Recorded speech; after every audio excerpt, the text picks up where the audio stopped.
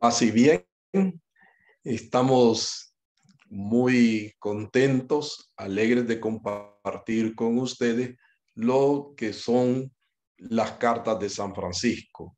Un abordaje, un introductorio, mejor dicho, a lo que es las cartas de San Francisco, lo que son los escritos de nuestro seráfico padre San Francisco. Así es que bienvenidas, bienvenidos y vamos a dar inicio. Voy a compartir con ustedes este material para que ustedes puedan verlo ahí. ¿Lo están viendo? Alguien que me diga sí o no. Si lo están Sí, viendo. sí, Muy Fray. bien. Muy bien. ¿Y está bien a ese tamaño o puedo darle más? Dele más grande, porfa. Vaya, vamos a Uno darle un lo puede poquito más. agrandar con su pantallita, así se mira, Fray. Ahí está. Muy bien, ahí estamos entonces. Muy bien. Vamos a ponernos en sintonía con nuestra espiritualidad franciscana y vamos a decir como Francisco dijo delante del crucifijo de San Damián: Oh alto y glorioso Dios, ilumina las tinieblas de mi corazón, dame fe recta, esperanza cierta, caridad perfecta, sentido y conocimiento, Señor, para que cumpla tu santo y veraz mandamiento. Amén. Con esa oración tan bella, tan hermosa, tan profunda de nuestro seráfico Padre San Francisco, vamos a iniciar esta introducción a sus escritos, de manera específica a las cartas. Hoy vamos a tocar esas cartas, hoy vamos a entrar en esos detalles de Francisco.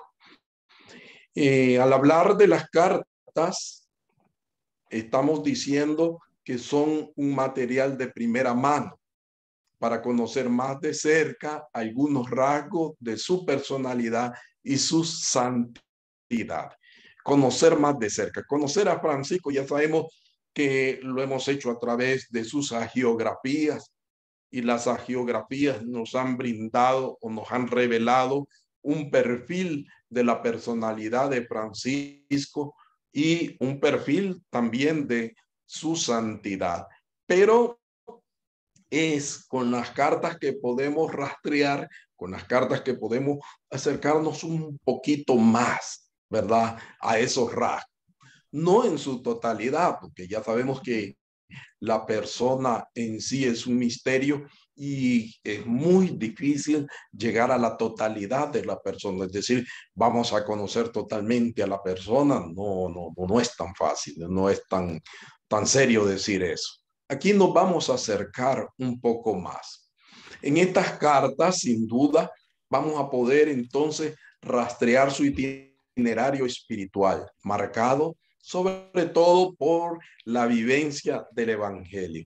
Para Francisco, el Evangelio es la clave de todo. Y ahí es entonces cómo vamos a rastrear, cómo vamos a vivenciar esto que Francisco nos ha dejado en sus cartas. Todo esto de la riqueza del Evangelio, del tesoro del Evangelio, del hallazgo del Evangelio en la vida de Francisco. Y luego su experiencia religiosa de fe. Ya sabemos que Francisco no fue sacerdote, fue un hermano laico, un hermano que en su experiencia religiosa de fe no optó por la vida monacal, cuando en aquel tiempo era lo que se ofrecía, ¿verdad? El monacato era como el ideal de toda persona, de todo joven para servir al Señor, para seguir al Señor, pero Francisco no sigue el monacato, ¿verdad? Ni sigue la vida del sacerdocio de la iglesia. ¿No? Entonces se queda Francisco en un medio bien interesante que ya lo vamos a ver más adelante. Luego entramos también a conocer lo que son las estructuras socio-religiosas de su época, de su tiempo. Y eso lo podemos ir descubriendo en las cartas, en estos documentos tan valiosos que nos ofrecen cómo eran esas estructuras y cómo es también la estructura en la que Francisco va entrando, ¿verdad? Y también esa estructura cómo ayuda a acercarse al hombre un poco más a Dios. Y la fuerza original de Francisco. En la carta vamos a descubrir esa fuerza original de Francisco y sus sentimientos más íntimos. Es interesante esto, el abordaje de los sentimientos, ¿verdad? No es fácil dar a conocer nuestros sentimientos. A veces somos muy duros y muchas veces decimos que si yo doy a conocer mis sentimientos o ofrezco mis sentimientos, pues saber qué puede pasar, me pueden herir y yo tengo miedo a ello. Entonces aquí vamos a encontrarnos con los sentimientos más íntimos de Francisco que se expresan, que se manifiestan en estas cartas. Ya lo vamos a ver un poquito más adelante. En primer lugar, para conocer la personalidad de Francisco, su persona, quién era, cómo era, ¿verdad? Nos vamos a acercar a su realidad débil, frágil. Francisco está enfermo, ¿verdad? Hacia el final de su vida, los últimos años de su vida, Francisco está muy enfermo y muy delicado de salud. Su salud es muy frágil. Pero Francisco está preocupado por la vida espiritual de sus hermanos. No está pensando en él mismo. Eso es lo hermoso de todo este momento, de esta vida de Francisco, que él no piensa en sí mismo. No está pensando egoístamente, sino que piensa en sus hermanos, piensa en sus hermanas, en Clara. Ya vamos a ver en las cartas dirigidas a Clara. Piensa en su fraternidad, que ya son muchos y están diseminados por todo el mundo. Los frailes están regados a nivel del mundo, ¿verdad? Va creciendo la orden y Francisco quiere seguir comunicándose con ellos.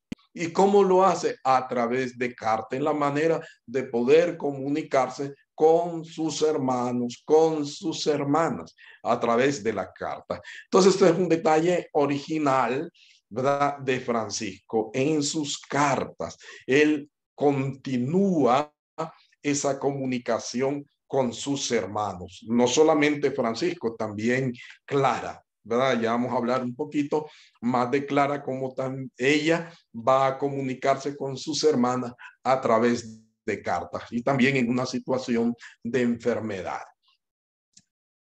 ¿Qué más descubrimos? Un afán apostólico de seguir comunicando el amor de Cristo pobre y crucificado. Estas cartas tienen una fuerza, ¿sí? Estas cartas son bellas porque comunican el amor de Cristo pobre y crucificado.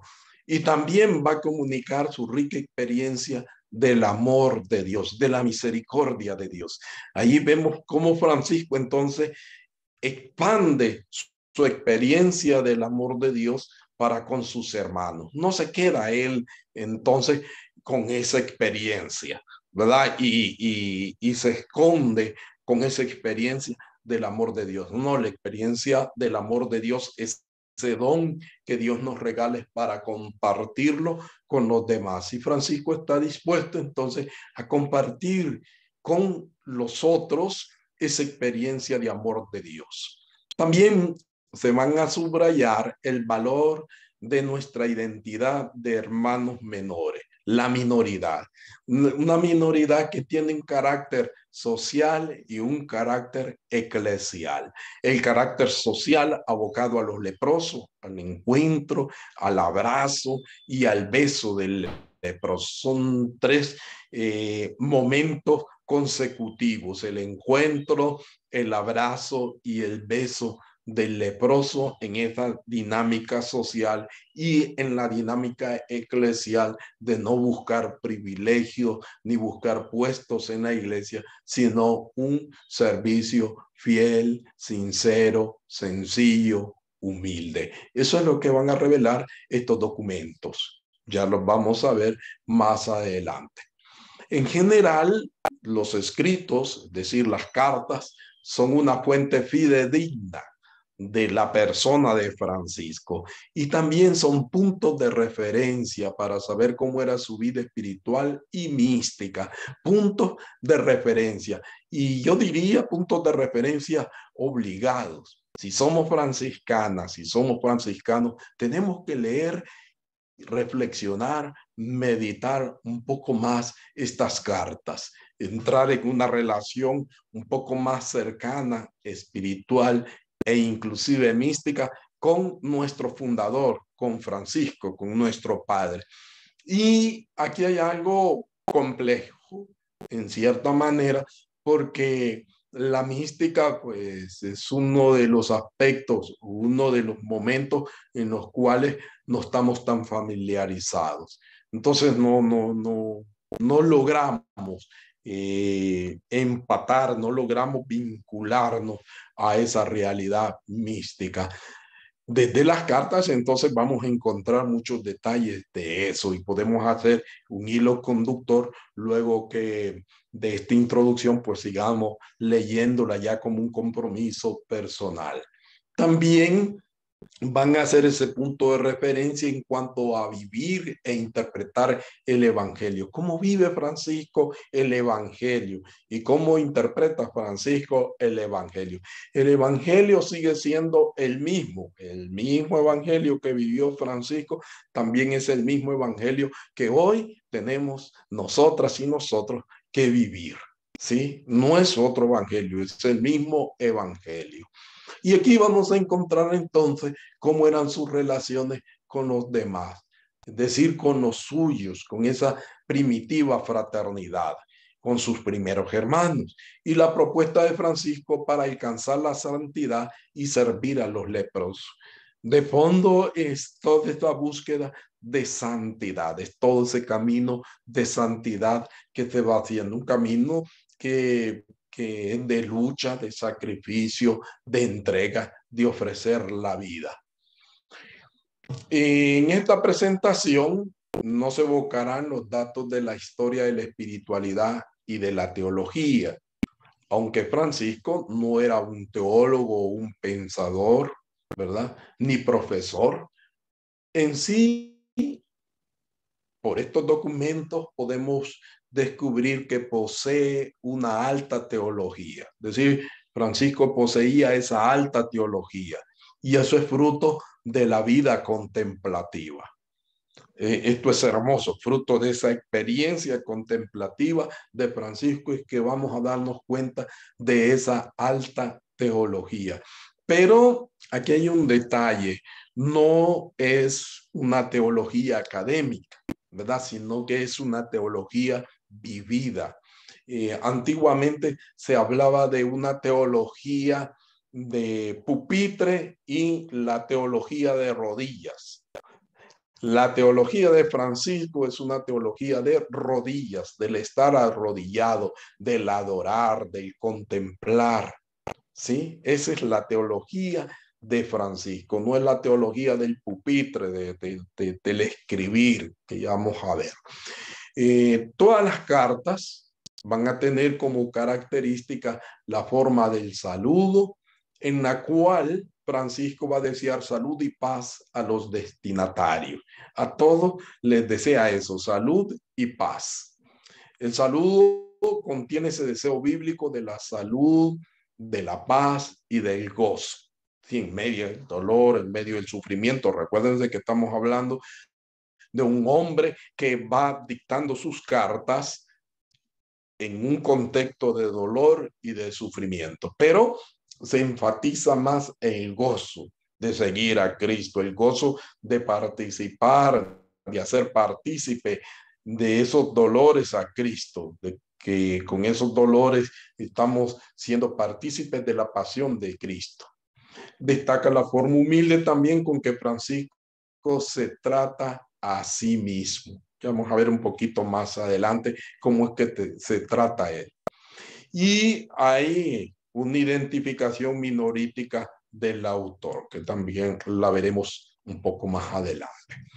Al leer y reflexionar sus cartas, apreciamos mejor los matices de aliento es decir, ese espíritu que contienen de fondo sus escritos. Eso es parte de la mística, ¿verdad? Y no es fácil porque uno puede leer y releer, si se quiere ver así, pero a veces como que no logra entrar en esos matices del aliento de su espíritu que contienen cada uno de sus escritos, cada una de sus cartas.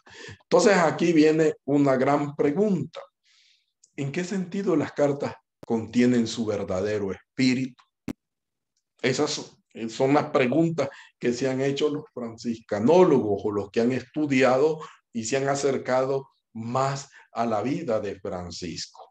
Entonces, dicen que en esta carta podemos aproximarnos a conocer quién fue Francisco y qué significó para sus hermanos y coetáneos o contemporáneos, ¿verdad? ¿Qué significó para ellos Francisco? ¿Por qué seguían a Francisco? ¿Por qué lo dejaron todo? ¿Verdad? ¿Por qué lo dejaron todo y seguían a Francisco? ¿Qué veían en la persona de Francisco? ¿Qué era lo que impactaba de esa persona de Francisco para dejarlo todo y seguirlo a él, ¿verdad? Y en él servirle a la iglesia? ¿Qué era lo que veían? No era un sacerdote, entonces no veían en él a un sacerdote, a un obispo, a un cardenal. No, miraban a un hombre simple, humilde, ¿verdad? Muy humilde. Y ya vamos a ver adelante cómo él se hacía llamar.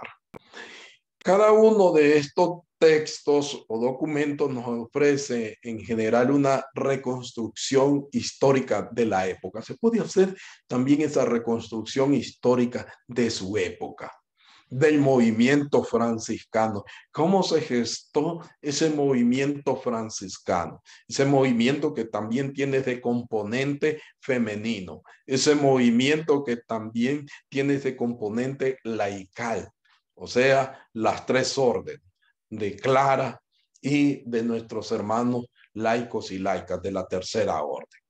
Entonces, ¿cómo se gestó todo ese movimiento? De hecho, la Carta a los Fieles, la primera y la segunda, es considerado por los de la tercera orden como un documento especialísimo, ¿verdad? Entonces, ahí vamos viendo cómo se puede hacer esa reconstrucción histórica de esa primitiva fraternidad. ¿Cómo eran estos hermanos? ¿De qué hacían estos hermanos? ¿Por qué impactaron estos hermanos no solo en la sociedad de Asís, sino en todo el mundo? Porque se fueron yendo por todos los caminos, por todo el mundo, fueron misionando.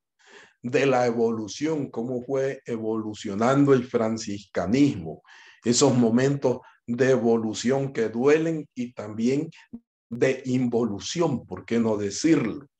Son detalles que los vamos encontrando en esos documentos.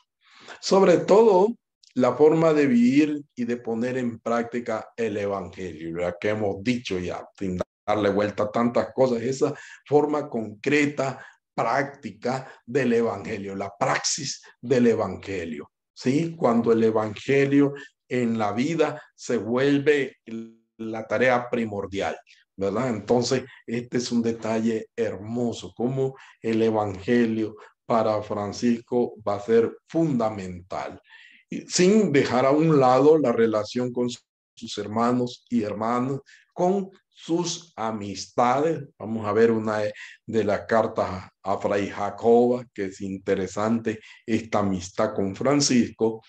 En fin, vamos a descubrir su manera de evangelizar. Sí, este es otro detalle hermoso, bello. ¿Cómo es que evangeliza Francisco estando enfermo? Porque cuando nosotros estamos enfermos, no queremos saber nada de nadie, menos de estar evangelizando, ni preocupados en eso. Estamos más preocupados en ver a qué hora me toca la pastilla, a qué hora me toca la visita al médico, la cita aquí, la otra cita allá, ¿verdad? El especialista, etcétera. Francisco no. Francisco está tratando de continuar ese proceso de evangelización. No se queda allí ensimismado, no se queda buscándose a sí mismo cómo curarse y cómo recuperarse. Luego, los documentos o las cartas nos van a ofrecer el proyecto espiritual de un hombre sencillo, humilde, un maestro de la vida espiritual. Vean esto, es un hombre sencillo, es un hombre humilde, es un maestro de vida espiritual. Y ya cuando hablamos de un maestro, no es alguien que enseña desde aquí, sino alguien que enseña desde el corazón. Y esto es bello, entonces, como Francisco va a enseñar desde el corazón. Y luego esos sentimientos que ya decíamos de estar interpelados, de ser interpelados por el Evangelio en la tarea de reconstruir la iglesia, reformándola con su testimonio evangélico. Va a evidenciar la fidelidad a Cristo, a su iglesia que está en ruina, y pone énfasis en la misión. Recordemos el contexto histórico donde hay muchos grupos de herejes. La herejía fue un movimiento que iba creciendo en toda Europa y sobre todo en Italia. Entonces estamos también hablando de estos hombres y de estas mujeres que estaban buscando dar un testimonio evangélico, pero lejos de la iglesia, no con la iglesia, porque la iglesia estaba en ruina, ¿verdad? Y entonces una iglesia arruinada, pues nadie quiere estar ahí, ¿verdad? Tenían miedo de esa iglesia en ruina y entonces ellos querían poner sus cosas, vivir su vida de otra manera, su cristianismo de otra manera. Y continuamos descubriendo que en sus escritos, es decir, en sus cartas, se hace siempre presente esa experiencia de fe, de búsqueda, de la bondad de la Trinidad y su revelación. Es decir, esta relación con Dios que es amor, esa Trinidad que se va a revelar y de la cual Francisco va a gozar con esa revelación y la va a manifestar de una u otra manera. Su camino espiritual, como ya decíamos, un maestro de vida espiritual que tiene un camino o que ha hecho un camino dentro de la iglesia en momentos y en contextos muy difíciles, su seguimiento de las huellas de Cristo, su identificación en la pasión y muerte. Ese seguimiento de las huellas de Cristo está identificado con la pasión y muerte de Jesús, del cual Francisco va a ser muy devoto y dice que va a llorar muchas veces al hablar, al reflexionar la muerte de Cristo, la pasión, vida y muerte de Cristo. Francisco se va a soltar a llorar. También estos documentos nos van a ofrecer elementos para configurar el itinerario de una experiencia evangélica, de una espiritualidad franciscana, porque es ahí donde arranca nuestra espiritualidad franciscana y está nuestra fuente de la espiritualidad franciscana en la persona de Francisco y de su movimiento, ¿verdad? Que es amplio, ya decíamos, es Francis Clariano, es Francisco, es Clara, son sus hermanos laicos que están a la par de él. En esta experiencia, entonces, fundante. Va a ser una experiencia fundante con una fuerza desbordante. Y por eso es que a más de 800 años todavía existimos, todavía el franciscanismo está vivo, seguimos dando testimonio de Dios. Y Clara y Francisco son entonces esos dos gigantes de la santidad. Qué hermoso eso, ¿verdad? Y yo diría, nosotros somos enanos, esos enanitos en los hombros de esos dos gigantes de la santidad. Ellos nos cargan a nosotros, Francisco y Clara nos están cargando. Son esos dos gigantes, nosotros los franciscanos, esos enanitos chiquititos así, ¿verdad? En búsqueda de esa santidad. nos invita a vivir de forma coherente el Evangelio. Y este es el detalle, entonces, clave de todo eso. Vivir de forma coherente con el Evangelio y su amor apasionado a la persona de Jesús y su pobreza. Y ahí está el rollo del asunto, el meollo, ¿verdad? Pues sí, vivimos como cristianas, como cristianos, vivimos como franciscanos, pero nuestro amor no es tan apasionado. Si tuviéramos un amor más apasionado, las cosas fueran diferentes. Pero en fin, ahí vamos caminando en esta historia de la iglesia. De las cartas de San Francisco se pueden deducir la forma de estructurar su espiritualidad, sus ideales, sus opciones. Vean qué interesante. También va a reflejar sus limitaciones, su realidad y su respuesta en el seguimiento de Jesús pobre y crucificado. En general, estas cartas están llenas de faltas gramaticales, es decir, de ortografía y de estilo. Algunas contienen algunos italianismos, valga la redundancia, son más cercanos al italiano antiguo que al latín. Hay ese paso del latín al italiano y Francisco pues se va a ubicar más en estos aspectos del italiano. Y esto por una de sus limitaciones. ¿Y cuál es esa? Su poco grado de formación, de educación. Le era muy difícil escribir. Francisco no escribe, ¿verdad? Y por esa razón afirma que es ignorante e idiota. Así se va a decir. Parte también de su humildad y de su sencillez. Si bien es cierto, este hombre ignorante, idiota, carta a la orden 39 y en el testamento 19 se va a señalar así, ¿verdad? Porque él dice, no, yo no soy intelectual, no soy ese tipo que me voy a sentar y voy a redactar una carta y le voy a... No, yo como una persona humilde, falta de forma, con mucha falta de formación, pues tengo que pedirle a otra persona que me ayude. Y es allí entonces donde hay un trabajo en equipo. Francisco le pide a otra persona, ¿verdad? Tiene un copista, un amanuense, que le ayuda a redactar sus cartas. Y esto es hermoso porque se descubre todo un trabajo de equipo. Entonces estamos ante un hombre sencillo, sencillísimo, ¿verdad? Que se coloca entre la gente de la clase baja de la sociedad, en donde la gran mayoría pues son analfabetos. Recuérdense que es en pleno siglo XII cuando se desarrollan las universidades. Entonces el conocimiento está aflorando, pero no todos llegan a ese conocimiento, ¿verdad? No todos llegan a la universidad y Francisco pues no ha llegado a la universidad. Sin embargo, es un hombre sabio, es un hombre con una alta teología, como ya decíamos anteriormente. Hay dos escritos que son de su puño y letra, que están en latín. La carta al hermano León, que ya la vamos a ver, y las alabanzas al Dios Altísimo. Son los únicos dos documentos que dicen que son de su puño y letra. ¿No? Entonces tenemos esa riqueza porque podemos conocer de puño y letra lo que Francisco escribió, que existen esos documentos.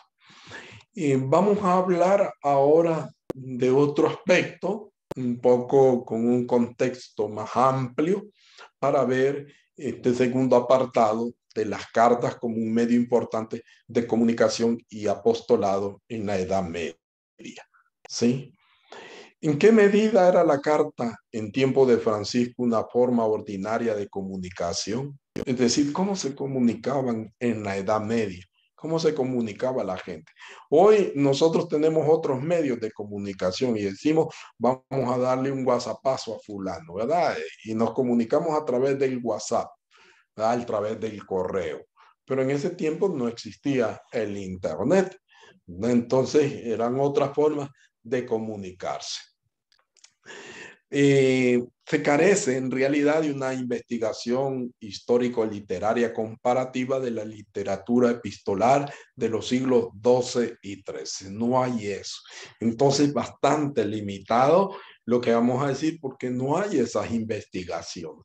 No, se señala que realmente hace falta estudiar más la comunicación de esos siglos. Quizás sea tarea de algún comunicador, algún periodista que haga el trabajo histórico literario de esa época. Sin embargo, hay una hipótesis fuerte de dos fuentes de inspiración. ¿Cuáles fueron esas dos fuentes de inspiración para Francisco? La primera es el contacto con las cartas del Nuevo Testamento. Francisco conoce las cartas del Nuevo Testamento y esto es hermoso porque ya nos sitúa con el Evangelio, ya nos sitúa con la palabra de Dios. Francisco conoce eso, vive eso. Las cartas de Francisco entonces van a contener, como las del Nuevo Testamento, elogios, oraciones y fórmulas litúrgicas. Todos esos elementos de las cartas del Nuevo Testamento, Francisco las va a transmitir, porque recuérdense, quiere transmitir su experiencia del amor de Dios, su experiencia trinitaria. Y esa experiencia del amor de Dios se revela en la Escritura. Y entonces a partir de la contemplación, del análisis de esta escritura, que Francisco comienza a compartir con sus hermanos toda esa experiencia bonita a través de las cartas. Y segundo, las encíclicas y circulares papales. Un ejemplo de ello es el tema de la Eucaristía. Francisco también va a aprovechar para hacer breves admoniciones.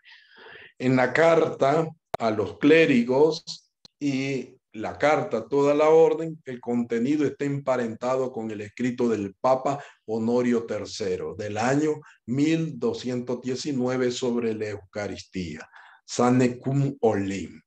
Entonces, con este documento acerca de la Eucaristía o sobre la Eucaristía, este documento sobre la Eucaristía, Francisco, al releerlo, va a compartir con sus hermanos. Entonces, también esta carta a toda la orden se va a asemejar a las cartas de San Ignacio, obispo y mártir a los fieles de Roma. Son 7 cartas de San Ignacio. La intención, es decir, de San Ignacio en sus cartas es devolverle a la fe verdadera y a la unidad de la iglesia. Esas son las intenciones que hay en cada una de sus cartas, que la gente recupere su fe verdadera y la unidad de la iglesia. También Francisco en esta carta a toda la orden es para hacer ese esfuerzo, ¿verdad? Y está como en esta sintonía con estos documentos de San Ignacio. Luego, en la Edad Media es costumbre la relación epistolar entre dignatarios eclesiásticos. Vamos a ver a San Gregorio Magno, ¿verdad? Que es el primer monje que va a alcanzar la dignidad pontificia y dejó escritas 866 cartas. Imagínense qué riqueza, ya vamos a ver que son más. Sin embargo, se estima que son alrededor de 20,000 cartas. ¿Qué le parece? 20,000 cartas. Y también este gran santo va a reformar el cántico litúrgico, ¿verdad? El canto litúrgico, para eso hay que escribir. Eran grandes escritores. Habían también cartas que van entre los abades y los monjes entre las abadías. Entre uno de esos monjes tenemos al cardenal Pedro Damiani, que fue abad y que dejó alrededor de 160 cartas para ayudar a reformar el monacato y después a toda la iglesia en el siglo XI, antes de Francisco. Entonces, vemos aquí que antes de que Francisco pusiera en práctica esto de escribir, de dictarle a su hermano para que escribiera y comunicara a los hermanos, a sus hermanos o a otra gente, toda esa experiencia de Dios, ya vemos que aquí hay como esas experiencias que lo motivaron a él, que lo animaron. si San Gregorio, ¿verdad? Hizo todo eso, si Pedro Damiani hizo todo eso, si San Ignacio hizo todo eso, ¿por qué él no? ¿Verdad? Entonces sí se podía, ¿verdad? Y sí se puede y se sigue, tiene que poder, ¿verdad? Otro ejemplo es el obispo y cardenal francés Jacobo de Vitry, murió en el año 1240, que nos dejó algunas cartas pastorales. Jacobo de Vitry va a ser, y lo vamos a mencionar y lo vamos a escuchar muchas veces, porque es el testigo más importante de la primitiva historia franciscana. Entonces nos vamos a relacionar en algunos otros momentos con él, que es lo que vio de ese movimiento franciscano, que escribió Jacobo de Vitry acerca de este movimiento franciscano. Probablemente Jacobo de Vitry se va a encontrar personalmente con Francisco en Perusa en el año de 1216. Entonces se conocieron, ¿verdad? Ya hay un conocimiento con la persona de Francisco.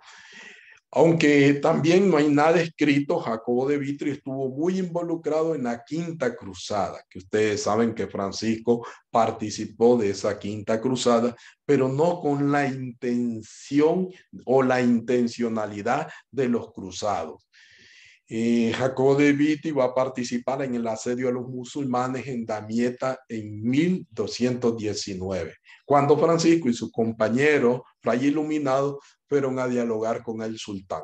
Qué interesante, no se ha escrito nada de eso, no conocemos nada de eso, pero si suponen que estaban en ese contexto de guerra, que estaban en esos movimientos y que allá andaba Francisco, que ya se conocía en el año 1216 al 1219, pues me imagino yo que hubo algún contacto. Suponemos, ¿verdad? Entre comillas, no se puede afirmar mayor cosa porque no hay nada escrito al respecto. Bueno, y por otro lado también nos encontramos con cartas imperiales que van a perseguir un objetivo político y que también van a ser medios de lucha política, sobre todo de las investiduras papales. Hay mucha literatura, ¿verdad? Polémica y propagandística. Podemos encontrar muchas de esas cosas, ¿verdad? También en este contexto no hay que olvidar que Clara de Asís escribe cartas a sus hermanas para animarlas al seguimiento de Jesús pobre y crucificado. Interesante todo esto, cómo nuestra Madre Santa Clara también va a poner en práctica eso, inspirada por el Espíritu, inspirada por esta gracia del Señor. Ella también va a compartir, ella también va a escribir. Claro, Clara conocía, era un poco más estudiada. ¿Cuál es la organización de las cartas? Ya que hemos hablado de las cartas aquí, de las cartas allá. ¿Cuál será la organización de estas cartas? Vamos a encontrar que hay más de 14 cartas, ¿sí? Interesante. Y hay un fraile capuchino, Leonardo Lehmann, que va a afirmar que 10 cartas están completas, íntegras, ¿verdad?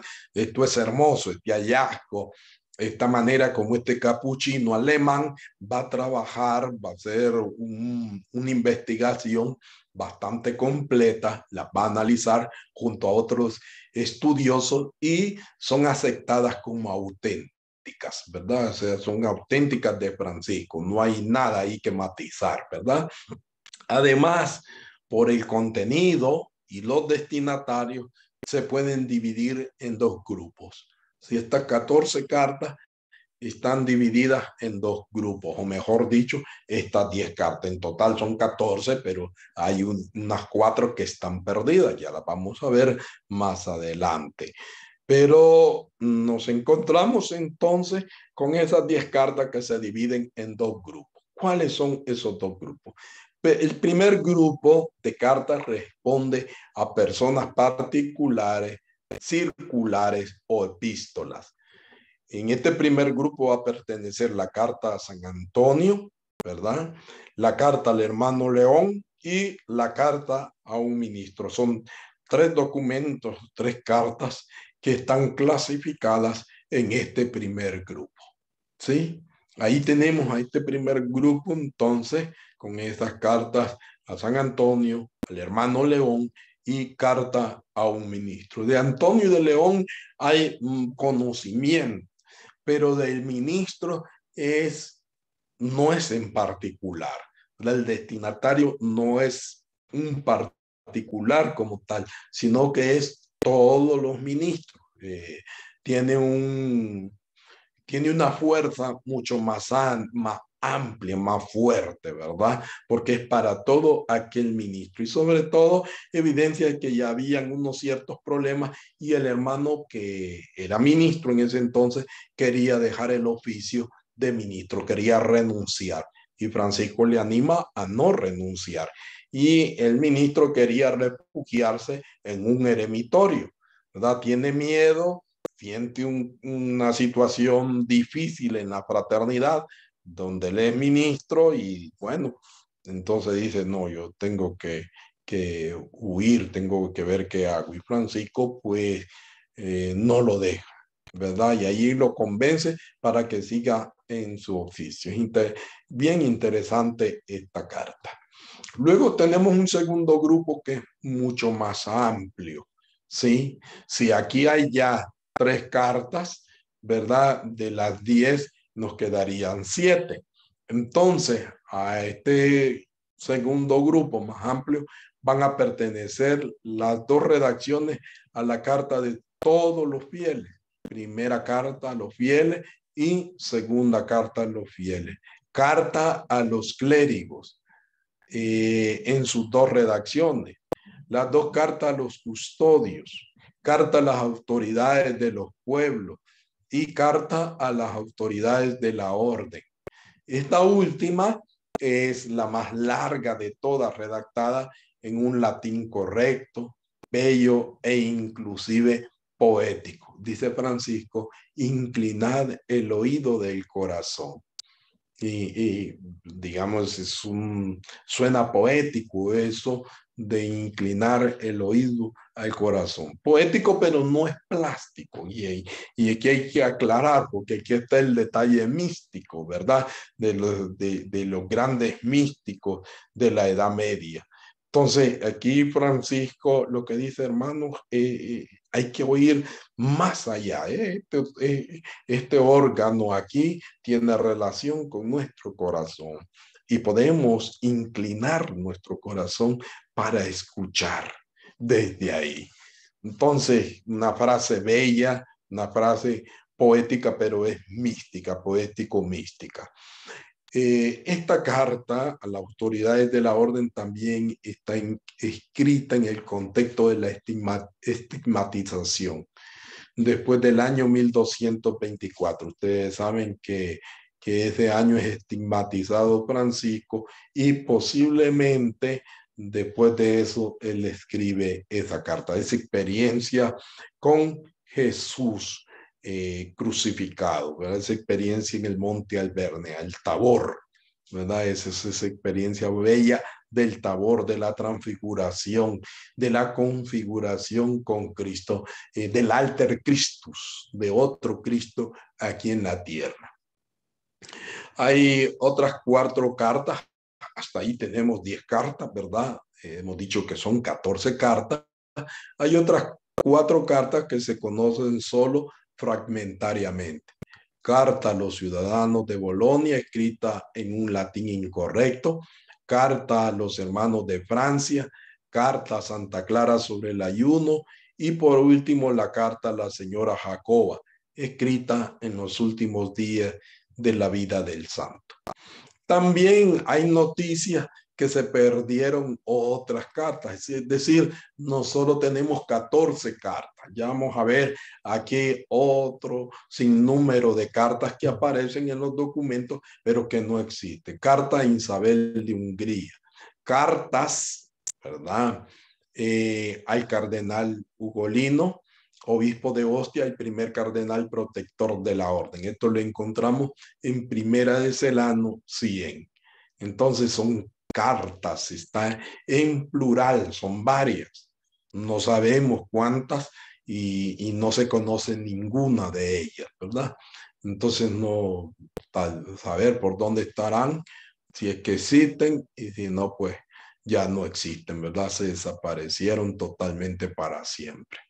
Cartas a Clara, ¿verdad? El testamento de Clara en el numeral 5 habla de que Francisco le ha escrito varias veces, ¿verdad? No, cuando Francisco se ausentó por un tiempo de las hermanas Clarisas, ya sea por la misión o ya sea por su vida eremítica, entonces se comunicaban siempre con cartas, pero no aparecen esas cartas. Carta de saludo y exhortación, primera de Serrano 82, podemos encontrar esa carta de salud y exhortación, no se conoce tampoco. Carta a los ciudadanos de Bolonia, carta a Jacoba de Siete Soli, ¿verdad? En Leyenda de Perusa 8, tampoco conocemos. Carta a los hermanos de Francia, carta al hermano Elías y carta al eremitorio de Beglia. Y no conocemos esas cartas, en realidad es una lástima. Miren ustedes cuántos documentos se han perdido, ¿verdad? Y no sabemos cuántos más hay. Por otro lado, es lamentable que algunas de estas cartas no se puedan fechar con exactitud. No se pueden. Sin embargo, se han situado en una fecha aproximada. Hay una manera de situarla y de decir fue en tal año, fue en tal año, pero de decir fue hoy 2 de julio, ¿verdad? Del 2022, no se puede decir con exactitud el día, ¿sí? La mayoría de estos escritos son breves opúsculos descifrados así. Otra manera de profundizar más en ello. Cartas escritas en función de situaciones. Algunas de esas cartas son en función de algunas situaciones que había, que se estaba dando en alguna fraternidad o en la orden como tal. También son opúsculos de exhortación espiritual y ascética. Otra vez esta palabrita tan compleja como la mística, ¿verdad? Entonces de esa vivencia ascética, de esa vivencia penitencial que los frailes de esta primera hora vivieron. Entonces esta fraternidad primitiva, dicha de esa manera. Y también hay algunos escritos destinados a orientar la vida de la fraternidad, ¿verdad? Y aquí vemos la carta a San Antonio de Padua. Ya van a ver cómo Francisco trata de orientar la vida de la fraternidad, ¿sí? En esta carta a San Antonio de Padua. La carta al hermano León es una carta bellísima, también la vamos a ver, y el texto de alabanza y litúrgico del Cántico de las Criaturas. Aquí hay un detalle interesante. Y el Cántico de las Criaturas o del hermano Sol, hay algunos que dicen que es parte de estas cartas, ¿sí? Y bueno, como la carta a un ministro que fue escrita después de estigmatizado, también el Cántico de las Criaturas fue escrito después de que Francisco fue estigmatizado.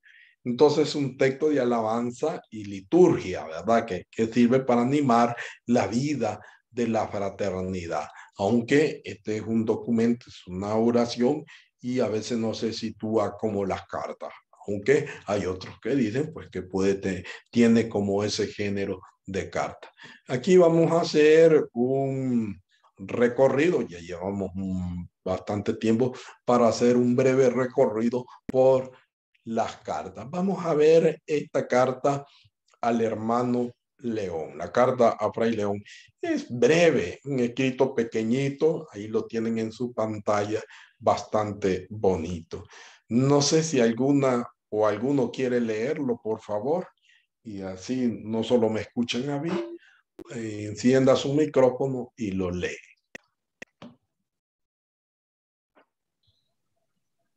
Carta a Fray León.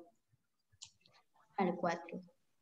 Hermano León, tu hermano Francisco te desea salud y paz. Así te digo, hijo mío, como una madre, que todo lo que hemos hablado en el camino, brevemente lo resumo y aconsejo en estas palabras. Y si después tú necesitas venir a mí por consejo, pues así te aconsejo. Cualquiera que sea el modo que mejor te parezca de agradar al Señor Dios y seguir sus huellas y pobreza, hazlo con la bendición del Señor Dios y con mi obediencia. Y si te es necesario en cuanto a tu alma, para mayor consuelo tuyo, y quieres, León, venir a mí, ven. Bien, entonces nos encontramos con este primer documento que es breve, pero muy profundo. Son 4 numerales, nada más. Pero veamos la riqueza. Lo primero es el coloquio que hay, el diálogo, ¿verdad? Y el hecho de que Francisco va a aconsejar a su ovejita de Dios, así le llama al hermano León, ovejita de Dios, aunque en el documento no aparece, es en otros textos que aparece ese título de ovejita de Dios, ¿verdad? Es un texto muy, muy hermoso, ¿verdad? Y vean el saludo, te desea, ¿qué dice? Salud y paz, ¿ya? Y luego, hijo mío. Y viene el detalle, la clave de todo esto, ¿verdad? A ti te digo, hijo mío, como una madre. Decir Francisco también se vuelve una madre. Interesante este detalle de la maternidad de Francisco. Ahora Francisco es como una madre para el hermano León, la ovejuela de Dios. ¿No? Entonces, es interesante esa relación que hay entre Francisco y el hermano León. Y Francisco que dice, señala que es una madre, ¿verdad? Y ya hay un coloquio, dicen que han hablado por el camino, ¿verdad? Ya habían platicado algo, ¿verdad? Y dice Francisco, brevemente lo resumo. Y aquí viene otro detalle, el aconsejar. ¿Verdad? Francisco que va a acompañar al hermano León, Francisco que va a estar siempre a la par del hermano León o viceversa, el hermano León a la par de Francisco. Entonces, lo va a aconsejar.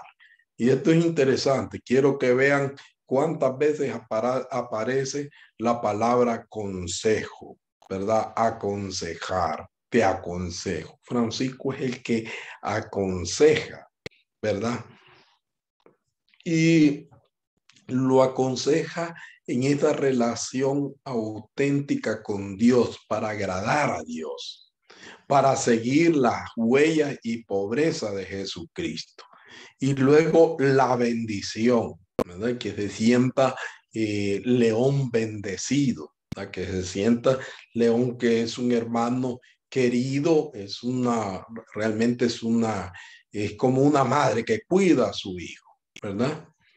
Entonces, esta carta se puede datar, se puede situar después del 1221, ¿sí? Entonces, una datación que se hace es después del 1221, como ya hemos visto. Y en este diálogo sobresale la manera de vivir el ideal de vida franciscano. Van discutiendo, de seguro algunos dicen, si es por la misión, ¿verdad? Que hay que hacer, la cura animarum, es decir, el salvar almas, el ir a predicar, o es una misión más interior, ¿verdad? Francisco va a escribir, pues va a insistir entonces como esa madre a su hijo, en el cual pues se va a revelar el rasgo de una profunda amistad y una total disponibilidad. Manifiesta la intimidad de los lazos de afecto fraterno y materno. ¿Se recuerdan que al inicio decíamos que íbamos a descubrir los sentimientos íntimos de Francisco? Cuando Francisco dice que es una madre, se ofrece como una madre, se dirige como una madre a su hijo, como una madre que aconseja a su hija, a su hijo, y quiere lo mejor para su hijo, que lo protege inclusive, porque si lo bendice, lo está protegiendo. Entonces aquí vemos cómo Francisco protege, ¿verdad? Con ese amor materno, con esa amistad profunda, íntima. Entonces, la carta está llena de humanidad, ¿sí? Recoge los sentimientos más íntimos de Francisco, donde Francisco se va a manifestar entonces no como un padre con autoridad y poder, sino como una madre suave, dócil, que acaricia, que acompaña, una madre que ama, que perdona. Sí, generalmente son las madres las que perdonan más que los padres, ¿no? Cuando un hijo comete un error, es la madre la que perdona, la que está dispuesta a acoger, la que no deja, no quiere dejar ir a su hijo, la que quiere estar siempre con su hijo, ¿verdad? Por eso la carta tiene un detalle bien bonito al final. Y dice, y si te es necesario en cuanto a tu alma, o sea, va más allá, más profundo, para mayor consuelo tuyo, y quieres, León, venir a mí, ven. Francisco no lo niega y no le dice, no, aléjate, vete por tu lado, déjame a mí aquí tranquilo, orando, contemplando, y vos te vas por otro lado. No, Francisco al final dice, bueno, si no puedes, pues ven, ¿verdad?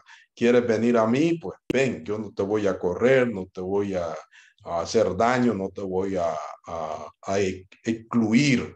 No, ven, ¿verdad? Que si el hermano León siente esa necesidad de estar con Francisco, de sentirse cerca a Francisco, pues Francisco no se la niega.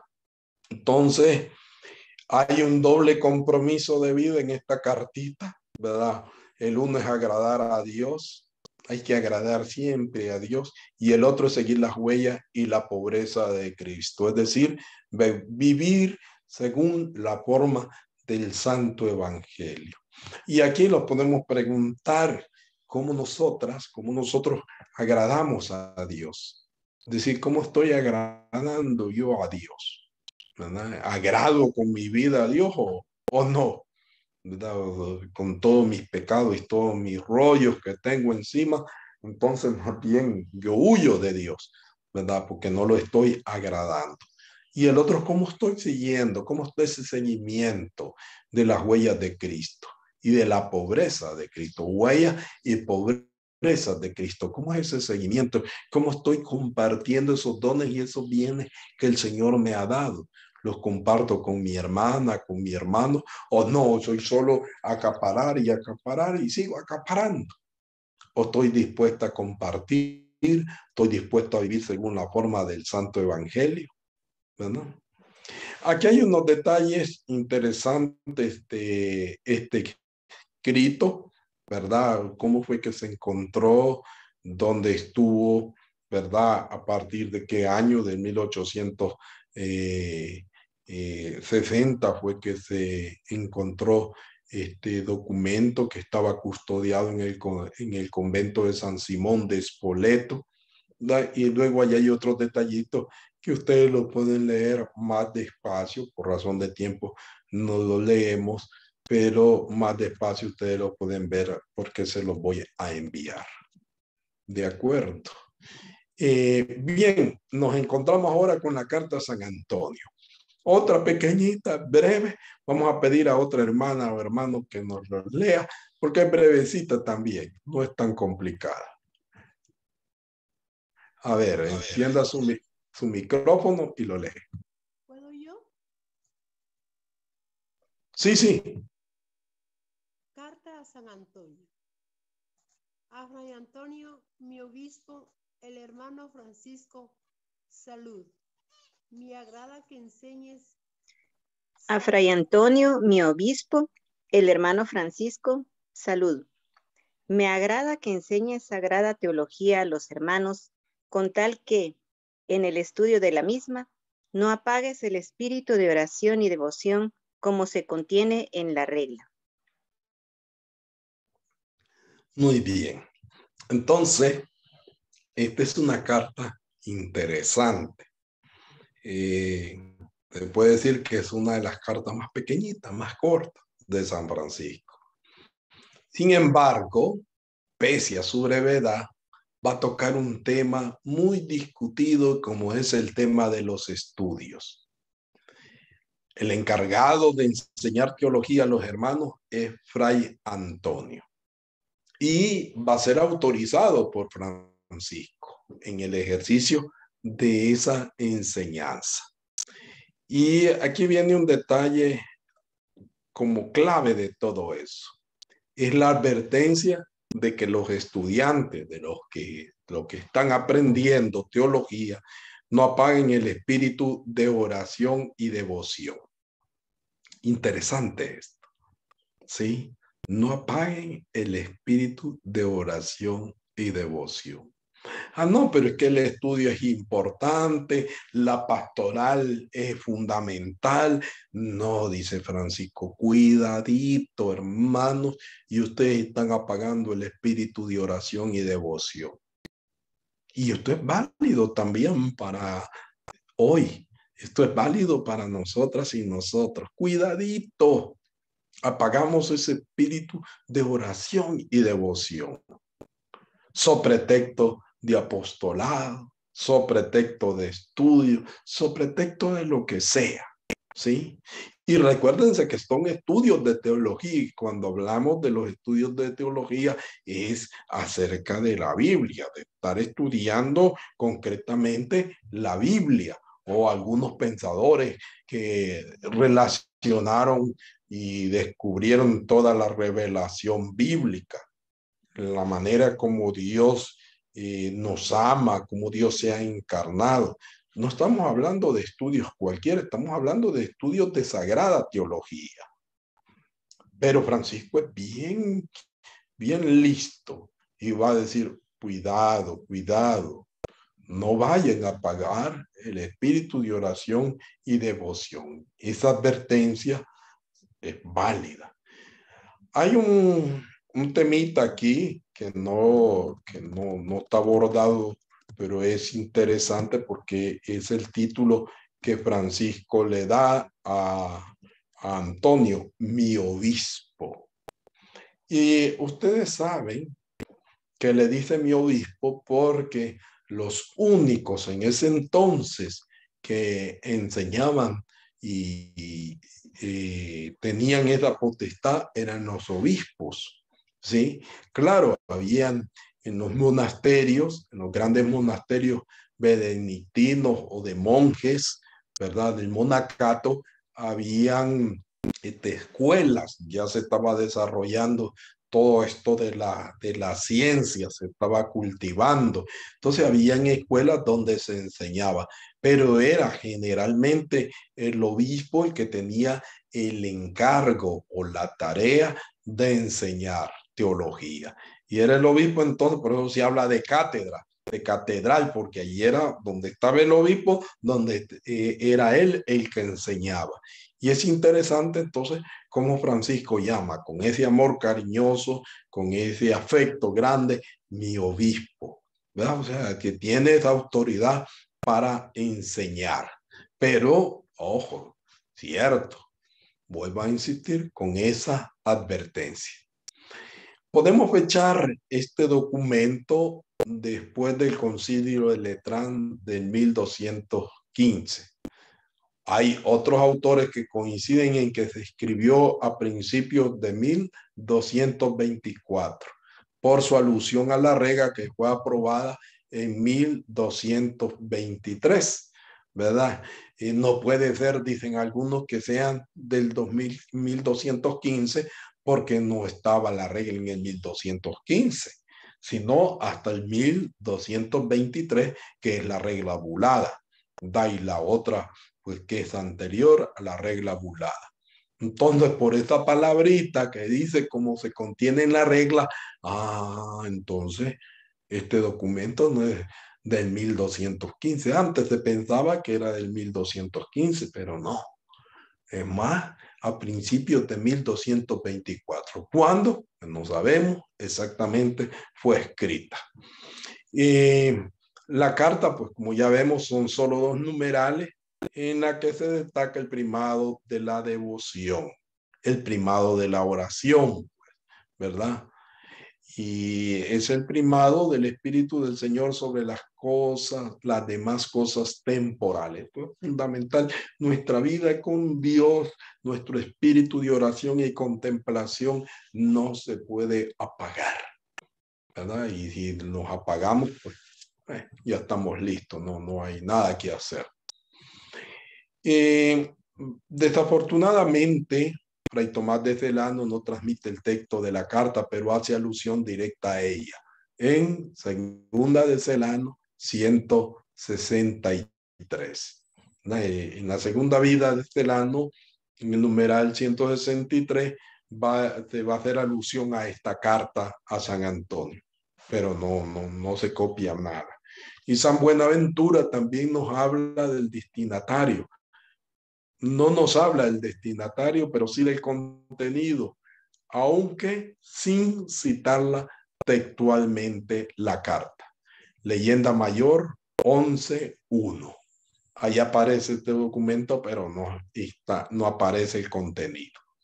Ya ven que es hermoso y que bello todo esto, ¿sí? ¿Verdad? Bueno, espero que no se me hayan dormido. Ahora vamos a ir a ver esta carta a todos los fieles, que va a ser conocida como exhortación a los hermanos y hermanas de la penitencia. Y comenzamos con la primera redacción, que está situada, va a situarse o fecharse, datada antes del 1221.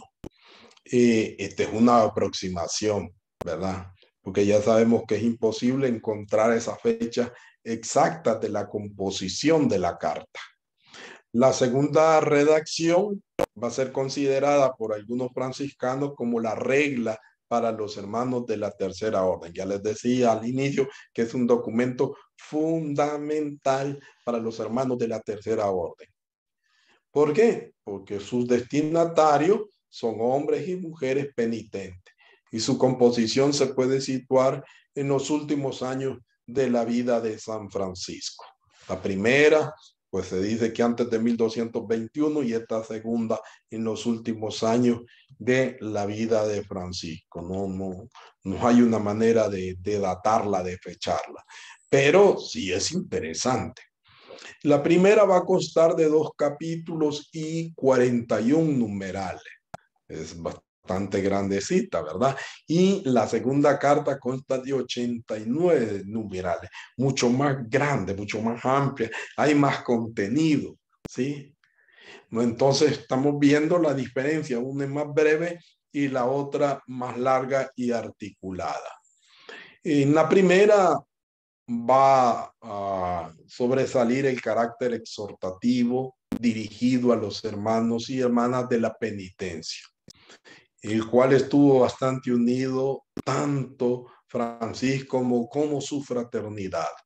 Su contenido no es preceptivo, sino eminentemente doctrinal. Tiene un contenido doctrinal centrado en el mandamiento del amor a Dios y al prójimo. Interesante eso. Va encaminado a inculcar una verdadera conversión, una metanoia evangélica mediante el vencimiento de su ego y la apertura de la vida trinitaria en Dios. Ya hablamos al inicio que es esa experiencia trinitaria de Dios. Y aquí se revela todo ese aspecto trinitario, todo ese aspecto también cristológico. Son detalles interesantes que tenemos que ir conociendo un poco más a partir de la reflexión y de la lectura de estos documentos. La estructura de esta carta es sencilla y clara. Consta de 2 partes contrastantes que hace pensar en alguna de las amonestaciones del santo. De los que hacen penitencia, dice, y de los que no hacen penitencia. Aquellos hermanos que hacen penitencia por amor a Dios y aquellos que les vale. Aquellos que dicen que yo no tengo necesidad de hacer penitencia. ¿Y para qué esa vida de penitencia? Claro, esto se va a tratar entonces de un paralelismo antitético entre 2 capítulos que se pueden ver claramente así. Veámoslo, a ver ahí. Entonces, del capítulo 1, del numeral 1 al 4, va a hacer una breve descripción de la vida de penitencia. Y en el capítulo 2, en el numeral 1 y 5, va a hacer una descripción de las cosas que impiden la penitencia. ¿Qué es lo que me impide a mí vivir en la penitencia o hacer penitencia o llevar una vida de penitencia? ¿Sí? En los numerales 5 y 19, en forma concisa, presenta las razones teológicas de la vida en penitencia. Da razones teológicas. ¿Se recuerdan que hablamos que Francisco no es un teólogo, no ha estudiado teología? ¿Sí? No ha ido a una universidad, no ha ido a una escuela catedralicia para aprender teología. Y entonces, ¿cómo es que da razones teológicas? Por la contemplación, por su vida de contemplación. Entonces, él va enriqueciendo su pensamiento, va enriqueciendo su sentimiento, va haciendo una riqueza grande de su vida.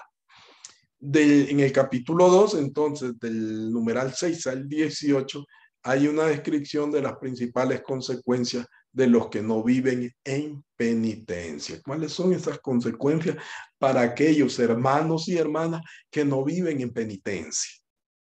Y del 19 al 22 va a darse una exhortación conclusiva.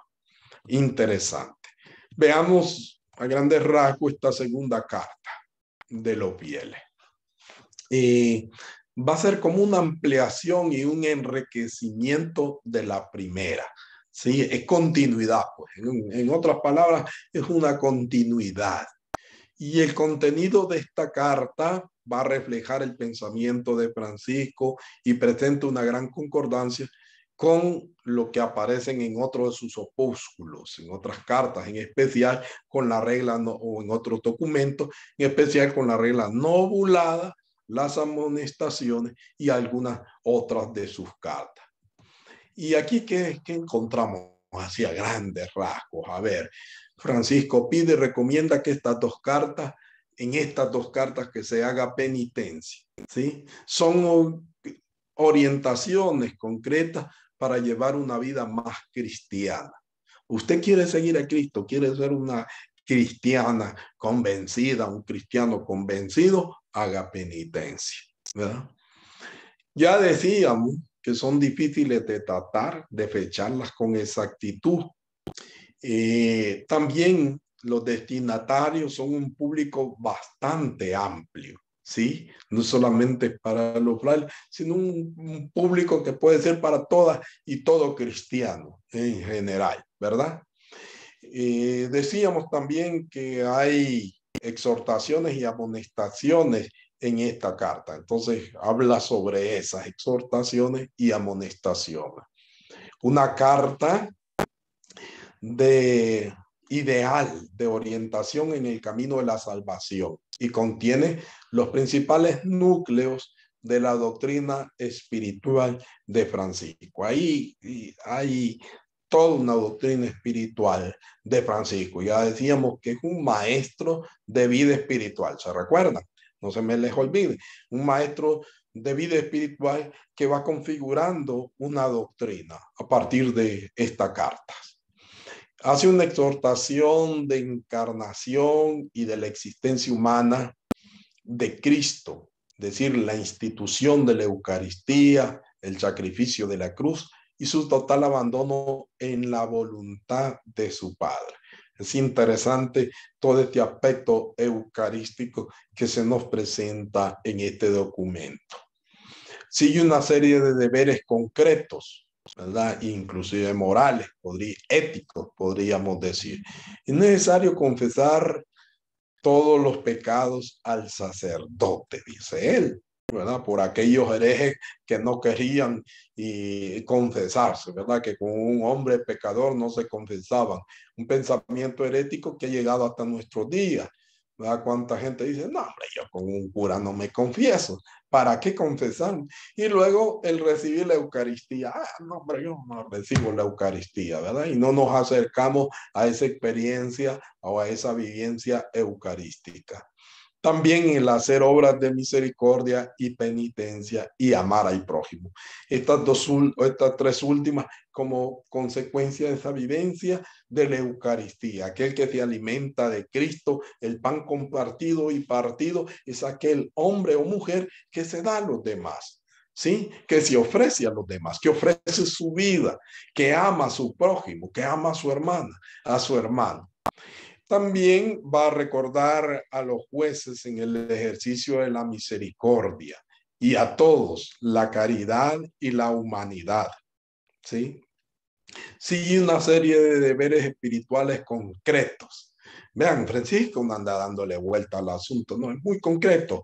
Aterriza, ayuno, visitar con frecuencia las iglesias, veneración y reverencia a los clérigos. Vuelvo otra vez, cuando a los clérigos se les rechazaba, cuando a los clérigos se les negaba, Francisco dice, no, hay que venerarlos, ¿verdad? A los clérigos. Entonces hay que hacer veneración y reverencia a los clérigos. La obligación de hacer más y mayores cosas. Vean qué interesante. Como cristianas, como cristianos y sobre todo como franciscanos, estamos llamados a hacer más y mayores cosas, mayor bien. ¿Sí? A más bien a la gente y hacerle más bien. Si yo tengo algo, yo puedo hacerle bien a la gente, ¿verdad? Y le puedo hacer más bien. Entonces, a eso nos invita Francisco. El amor a los enemigos. Híjole, qué difícil esto, ¿verdad? El amor a los enemigos, pero está marcado en el Evangelio, ¿verdad? Y nosotros a nuestros enemigos pues ni los queremos ver en pintura, pero Francisco señala en este documento ese amor a los enemigos. Y luego hay algo ya más en lo personal, aborrecer nuestro cuerpo, nuestros vicios y pecados, poner nuestro cuerpo bajo el yugo de la servidumbre y de la santa obediencia, porque nuestro cuerpecito, ¿verdad? Muchas veces tiende a ir por otro lado, ¿verdad? Tiene otros gustitos y quiere darse muchísimos gustos más. Y Francisco dice, no, hay que ponerle el yugo de la servidumbre, del trabajo, de la entrega, cansarse, ¿verdad? Para no estar pensando locura, no estar pensando tontera. La carta continúa con otros temas característicos de Francisco. No ser sabios, ¿verdad? No creer saberlo todo, porque a veces nos encontramos con unos hermanitos o hermanitas que lo creen saber todo. Y de Francisco, no, hombre, sean más bien humildes, sencillos y puros, que eso es lo importante, ser puro, ¿sí? Y Francisco dice, somos miserables y podridos, hediondos y gusanos, va a decir. Va a señalar también que no debemos de estar sobre otro, sino más bien debemos de ser siervos.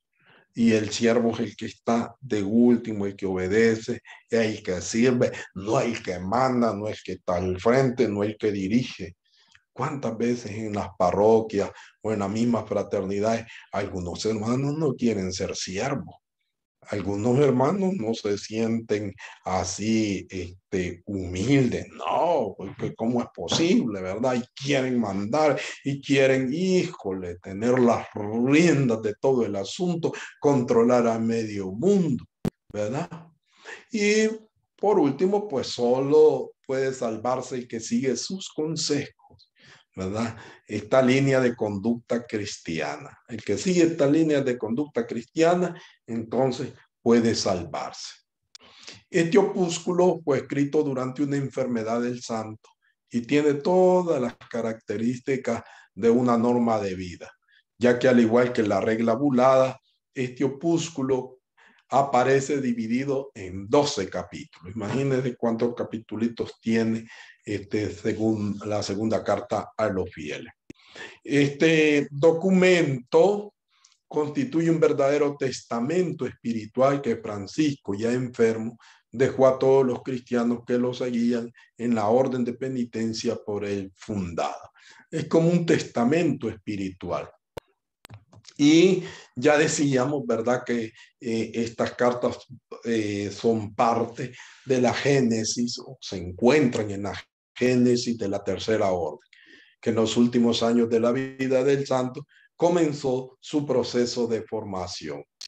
Francisco, y aquí viene lo que ya he hablado, Francisco va en contra de las corrientes heréticas de su tiempo, numeral 4 al 21. Aquí van a aparecer las principales confesiones anticátaras y antidocetistas. El estilo de esto es exhortativo. Sí, aquí hay un estilo exhortativo. Francisco, por otro lado, no se va a escandalizar del pecado ajeno, sobre todo de los sacerdotes. Él no se escandaliza por eso. Vale, nosotros hoy, santo Dios, aparecen en todos los periódicos, hoy se publican el pecado del sacerdote por todos lados y ese es la comedera que hacemos, ¿verdad? Y mire, el padre, a la vida y esto y lo otro. Francisco dice, no nos escandalicemos de ese pecado. Hay, por el contrario, una veneración profunda por ello. Francisco acepta a los sacerdotes aun cuando estos sean pecadores.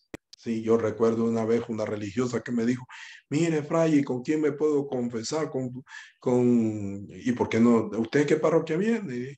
Tal lado, me dice. Ay, ¿por qué no se confiesa? No, ese padre es pecador. Dice, padre aquí comenzó a hablar. Santo Dios, dije yo, ¿verdad? O sea, le conocemos la vida y pecado al Padre, ¿verdad? Pero nos escandalizamos y vamos en búsqueda de otro y así vamos buscando, ¿verdad? Francisco va a colocar el amor especialmente, el amor a Cristo y el amor al prójimo, amar a los enemigos. Miren qué hermoso, el amor a Cristo, el amor al prójimo y el amor a los enemigos. En el amor al prójimo, recuérdense que es el amor al leproso, ¿verdad?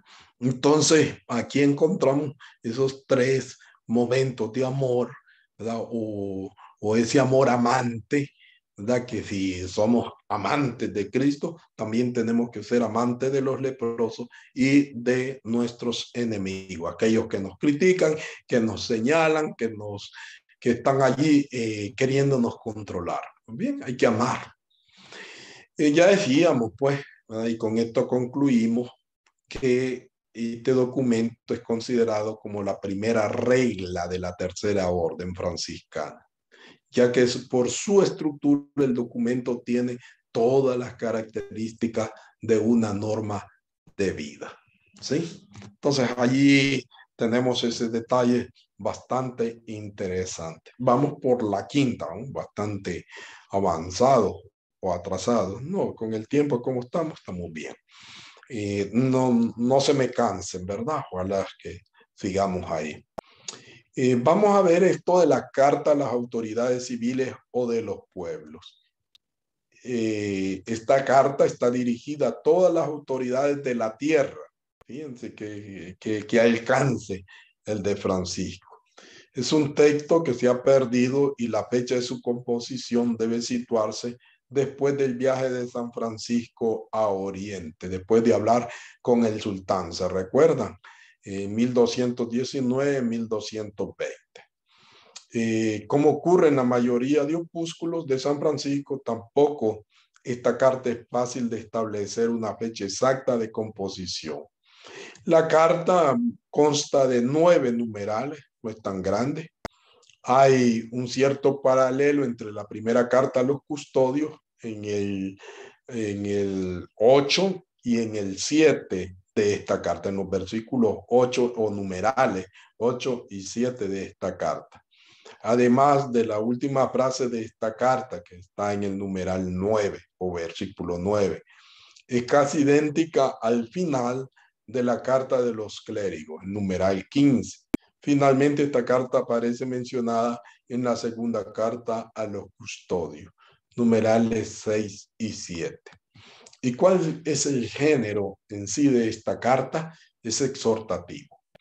La estructura de la carta es bastante simple, ¿sí? No es tan complicado.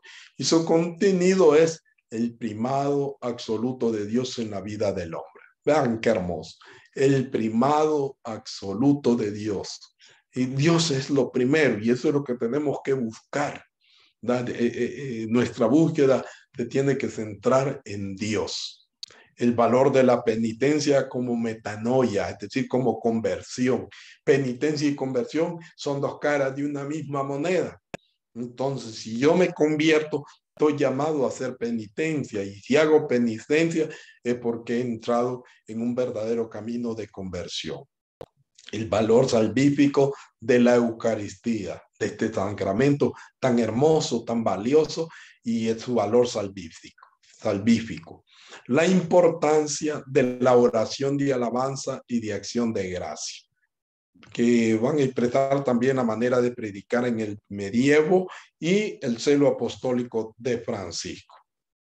Vamos a ver otras características que no se debe olvidar a Dios. Ya habíamos primado y sus mandamientos, y deben de sentirse igualmente responsables. Hay una corresponsabilidad, por llamarlo así. Hay dos aspectos que son importantes para reflexionar. Hay unas advertencias fuertes en el numeral 5 y 6, que es la disposición de recibir la Eucaristía. Las siguientes cartas tienen una temática fundamental: la suprema importancia del sacramento de la Eucaristía. Es como una catequesis, ¿verdad? Que lo va a convertir a Francisco en un defensor excepcional de su culto en todo este proceso catequético. Parte de la persona de Jesús, del nacimiento hasta su muerte, como una manifestación extraordinaria del amor infinito y de la infinita misericordia de Dios. Su profundo respeto a los sacerdotes, vuelve a insistir, ¿verdad?, que renueve el sacrificio y el amor del mismo Cristo. El sacramento del altar es el mismo Cristo presente ante los hombres. Estas ideas están presentes también en la epístola a los clérigos y en la epístola a los custodios, en el 2 al 8. Y esto también nos va a manifestar una vida eclesial profunda, comprometida y comprometedora. Nos recuerda además nuestra responsabilidad religiosa, nuestra entrega sin condición a la iglesia. Recuerden ustedes que hay muchos grupos de herejes en el tiempo de Francisco que no querían saber nada de la iglesia, aborrecían a la iglesia totalmente. Vamos a poner un ejemplito como hoy en día, ¿verdad? Hay muchos protestantes que aborrecen a la iglesia, la odian, la detestan, es su enemiga número uno. Sí, interesante eso. Y vemos a Francisco que no, pues él ama a la iglesia. ¿Sabe que los sacerdotes son pecadores? Sí, no se escandaliza de eso. Él ama a la iglesia porque no fija su mirada en el sacerdote, fija su mirada en Cristo crucificado. Y ahí está la diferencia y el detalle. Vamos a hablar de la carta a los clérigos ahora. Y bueno, aquí hay dos redacciones, ¿verdad?, con ligera variante, que no van a afectar realmente el sentido fundamental. Y estos documentos están dirigidos a todos los clérigos de la Santa Madre Iglesia, es decir, no solo a los clérigos de la orden. La primera carta consta de 15 numerales y su redacción puede situarse después del Concilio de Letrán, 1215. Y la segunda pudo ser realizada en la primavera de 1220, cuando ya Francisco deja el oficio de ministro general. Por su contenido, esta carta puede ser catalogada entre los escritos del llamado ciclo eucarístico. Este es un detalle bonito con las cartas. Hay un ciclo eucarístico, ¿verdad?, en el que Francisco va a resumir su fe en el misterio de la Eucaristía. También va a expresar la reverencia con que se deben de celebrar el sacramento y la veneración con que se deben de mantener las especies sacramentales. Interesante, una catequesis bastante fuerte y profunda.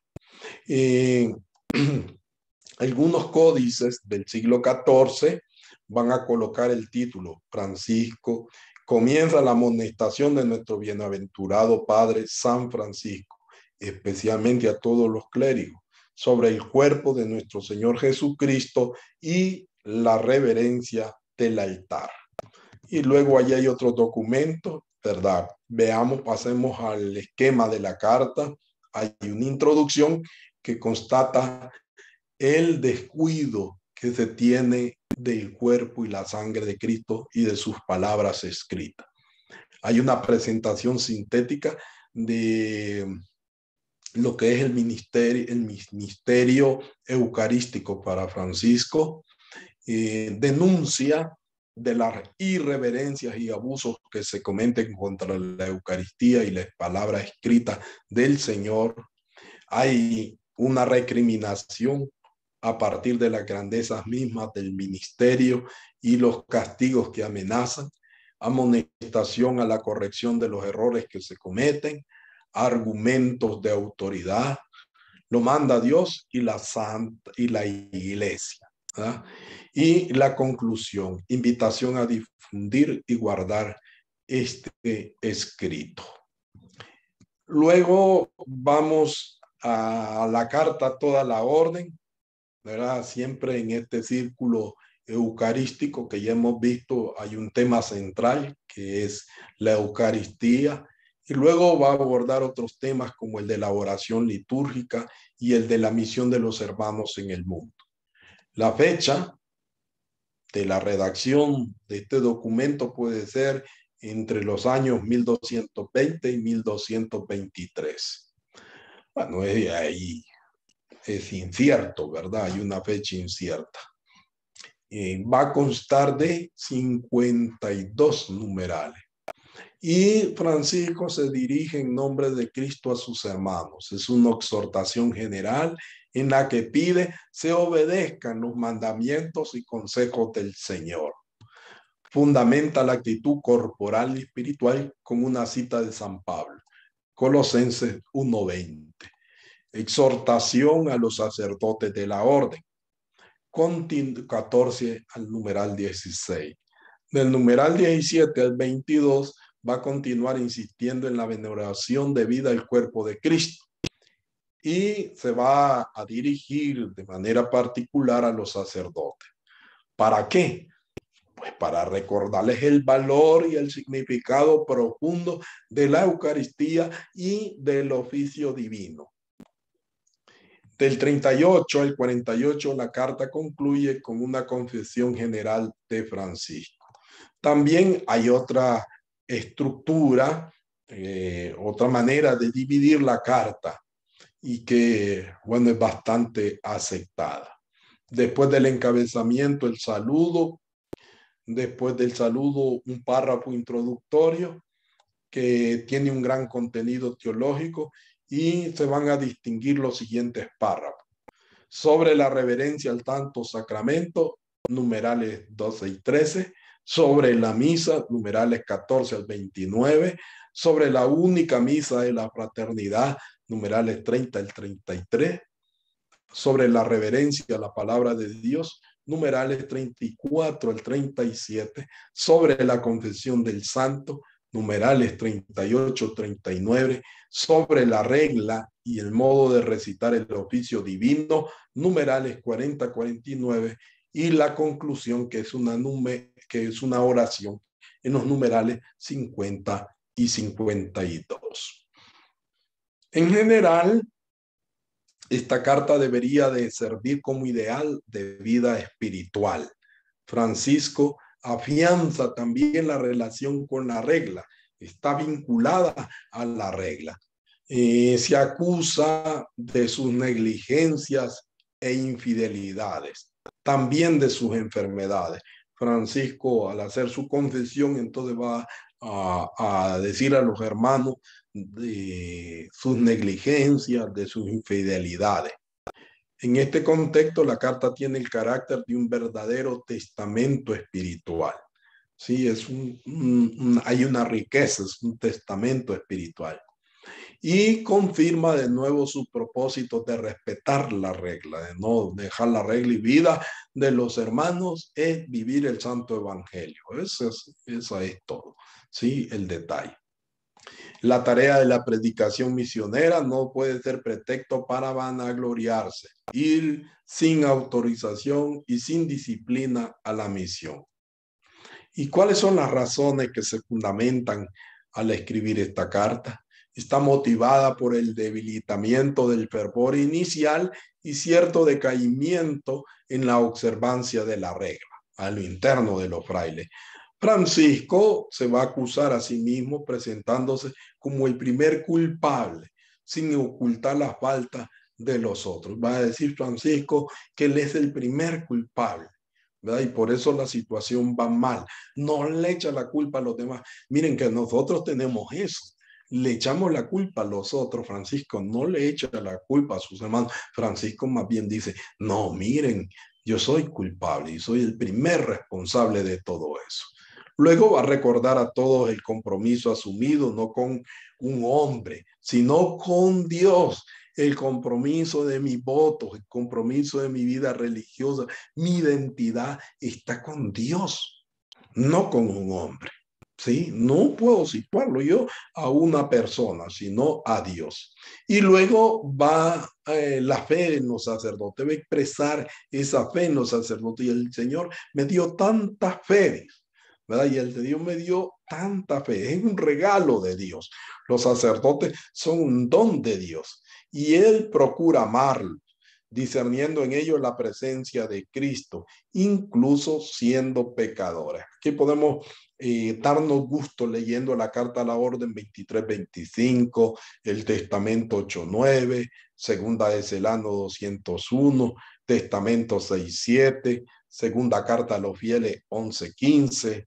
Para Francisco, en resumen, el sacerdote, la iglesia y la Eucaristía son dones de la salvación a la humanidad. Vamos a la carta a los custodios. Yo sé que ya están cansaditas y el tiempo casi no nos da, pero vamos a ver. Este un poco para conocer a grandes rasgos. También está escrito, va a pertenecer al grupo de los opúsculos eucarísticos, del círculo eucarístico, y consta de 10 numerales y la segunda de 17 numerales. Son 2 documentos, ¿verdad? Uno de estos documentos la publicó Paul Sabatier en el año de 1900. Es un documento que se encontró y es gracias al protestante Paul Sabatier que tenemos el contenido de este documento. El contenido va a corresponder a la piedad eucarística de San Francisco. Esta carta está dirigida principalmente a los superiores de la orden, ¿sí? Los que prestan el servicio de autoridad en la orden, en la provincia, o dirigidos a ellos. Sin embargo, Francisco pide solícitamente que esta carta llegue a todos sin excepción alguna, en el numeral 9. ¿Cuál es la estructura de la carta? En la introducción, un saludo a los destinatarios y una presentación del autor. En los numerales 2 y 3, una amonestación positiva sobre el honor debido al cuerpo y sangre de Jesucristo, a sus nombres y palabras escritas y a los objetos sagrados. Es la única vez que el autor va a rogar a los custodios que exhorten a los clérigos. Es decir, a los sacerdotes se les tiene que exhortar, porque a veces son descuidados, ¿verdad? Entonces hay que exhortarlos. Ahí en el cuarto al 15, al 5 numeral, hay una amonestación correctiva con relación a la reserva eucarística, la administración del sacramento y el cuidado con las palabras escritas del Señor.